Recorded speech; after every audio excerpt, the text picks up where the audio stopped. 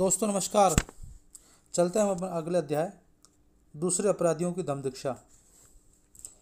राजगृह में दक्षिण में एक बड़ा पर्वत था जो राजनगर से लगभग 75 मील दूर था।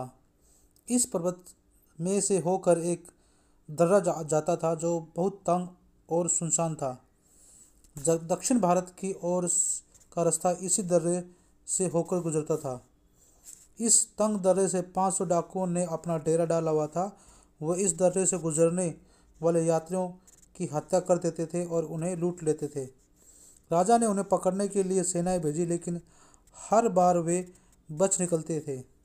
बुद्ध इस स्थान से कुछ दूर ठहरे हुए थे।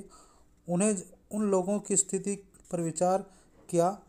उन्होंने सोचा, ये लोग अपने दुराचरण को भी नहीं जानते हैं, यद्यपि उन्हीं जैसे लोगों को शिक्षित करने के लिए मैं इस संसार में आया हूँ। तब भी न तो इन लोगों ने मुझे देखा है और न ही मेरे धर्म के बारे में सुना है। तथागत ने उनके पास जाने का निश्चय किया। बुद्ध एक घोड़े पर सवार होकर उस ओर चल दिए। उस तंग दर्रे में प्रवेश करने पर घोड़ा जोर से हिनहिनाया। उसकी आवाज़ सुनकर 500 डाकू तैयार हो गए और उस घुड़सवार का पीछा करते हुए आपस में बोले, हम लूटने के लिए इतना माल एक साथ कभी नहीं मिला, आओ उसे बढ़कर पकड़ लें। घुड़सवार ने कि घेरने के लिए आगे बढ़े ताकि वह बचकर भाग ना पाए, लेकिन तथागत को देखकर वे जमीन पर गिर पड़े। भूमि पर गिरकर वे चिल्ला बोले, ये कैसा भगवान है, ये कैसा भगवान है। तब उस घुड़सवार ने उन्हें समझाया कि ये दुख से उत्पन्न होने वाली पीड़ा जिसके वशीभूत यह संसार है, उसकी तुलना में वो ऐसी चोट और पीड़ा दूसरों को देते हैं और समय दुख उठाते हैं, वह तुच्छ है और इसी प्रकार अश्रद्धा और संदेह में उन्हें बांधे हुए है। यदि वे उनसे मुक्त होना चाहते हैं तो धर्मोपदेश देना सुनने के लिए एकाग्र होना पड़ेगा, क्योंकि वही ऐसे घावों को भर सकता है।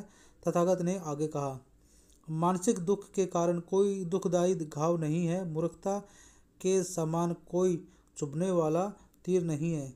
कोई इसका इलाज नहीं कर सकता, बस केवल धम्म दीक्षा की ओर ध्यान लगाना ही इसका उपचार है। इसी से अंधों को आँख मिलती है और अज्ञानियों को ज्ञान मिलता है। लोगों का मार्गदर्शन इसी से होता है, जैसे अंधों को आँख मिल गई हो। इससे अश्रद्धा का नाश होता है, दुख दूर होता है, प्रसन्नता प्राप्त होती है और यह उत्कृष्ट विमल प्रज्ञा उसी को प्राप्त होती है जो ध्यान से सुनता है। जिसने ये सबसे अधिक पुण्य प्राप्त किया है वही इस पद का उत्तराधिकारी है। यह सुनकर डाकुओं ने अपने दुराचरण जीवन पर पश्चाताप किया।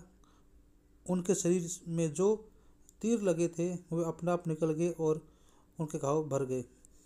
तब वे उपासक बन गए और उन्हें शांति और विश्वास प्राप्त हो गया।